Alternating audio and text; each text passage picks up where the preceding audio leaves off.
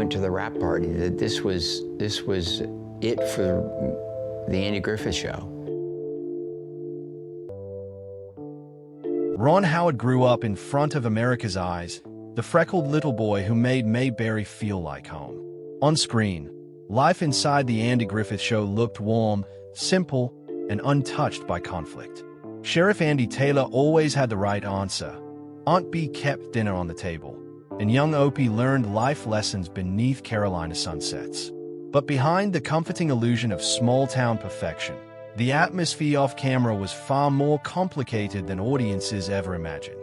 While viewers believed the cast shared the same closeness in real life, tensions quietly simmered for years, especially between Andy Griffith and the woman who played Aunt Bee, Frances Baver. Her reserved personality, strict professionalism, and distant behavior created an uncomfortable divide on set that even young Ron Howard could feel. Howard later admitted that working with Baver was never easy.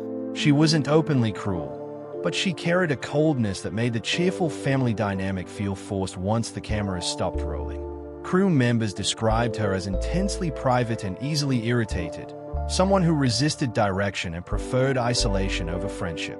Even Andy Griffith, known for his easygoing nature, struggled to connect with her. Their relationship reportedly became so strained that Griffith once tried visiting her home in an attempt to mend things, only for the gesture to backfire completely. The tension lingered for decades, hidden beneath the laughter and homespun wisdom that made the series legendary. Meanwhile, Ron Howard quietly absorbed everything around him.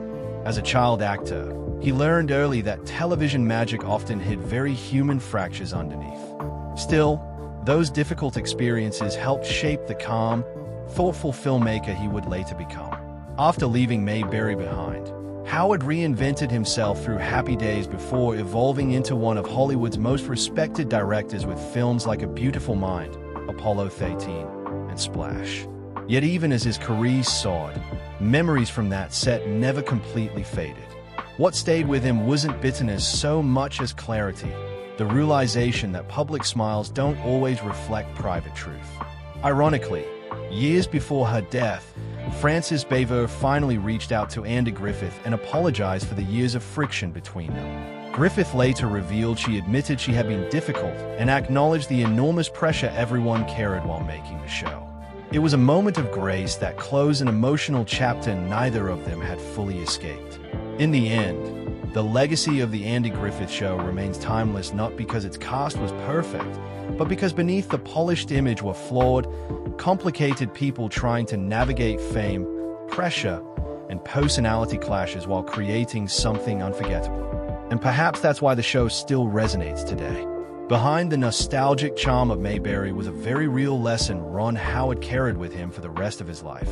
Sometimes the brightest television families hide the deepest tensions once the cameras stop rolling.